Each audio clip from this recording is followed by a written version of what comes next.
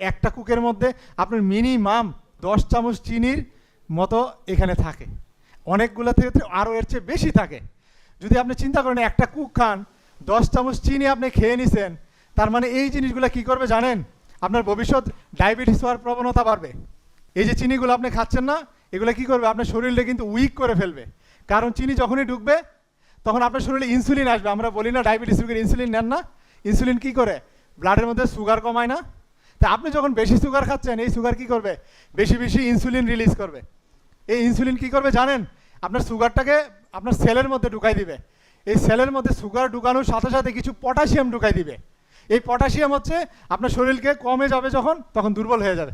দেখবেন আপনি বেশি বেশি চিনি খাইলে শরীরটা দুর্বল লাগবে। সেই জন্য এই দুর্বলতা অথবা অনেক ধরনের সিমটম, ডায়াবেটিস এবং সেন্ট্রাল ওবেসিটি, অনেকের পেট দেখবেন আস্তে আস্তে বড় হচ্ছে। এটা আমাদের বাঙালিদের মোস্ট কমন একটা প্যাটার্ন। কারণ কি? এক হচ্ছে ভাত, সুগার বেশি; দুই হচ্ছে সুগার জাতীয় খাবারগুলো আমরা বেশি খাই, যার কারণে সব মিলিয়ে আমাদের সেন্ট্রাল ওবেসিটি বলে। সেন্ট্রাল ওবেসিটি মানে পেট বড় হয়ে যাওয়া। যার পেট বড় হবে আপনি ধরে নেবেন আগামী 5 থেকে 10 বছরের মধ্যে আপনি একটা হার্ট অ্যাটাকের ঝুঁকির দিকে আগাচ্ছেন। তাইলে আপনি বুঝে শুনে কুক খেতে কি পারেন? আর যদি এটা কোনো কারণে খেয়েও ফেলেন, এটাকে যত তাড়াতাড়ি পারেন কম্পেনসেট করবেন। সেটা কীভাবে করবেন? পানি বেশি খাবেন, এদিকে আপনি ফ্রুটস এন্ড ভেজিটেবল বেশি খাবেন। ঠিক আছে ইনশাল্লাহ? এই ভেজিটেবল যদি খান কী করবে জানেন? এক নম্বর হচ্ছে আপনার ব্লাড সুগারটা কমাই দিবে। যার ডায়াবেটিস আছে তারও কমাবে, যার নাই তার নর্মালে রাখবে। আর সবচেয়ে বড় যে বেনিফিটটা আমরা চাই সেটা হচ্ছে আপনি ক্যান্সার প্রিভেন্ট করবে।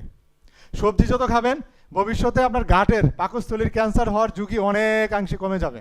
তো ইনশাল্লাহ খাবো প্রতিদিন ভেজিটেবল। তো আমরা কুক অ্যাভয়েড করবো।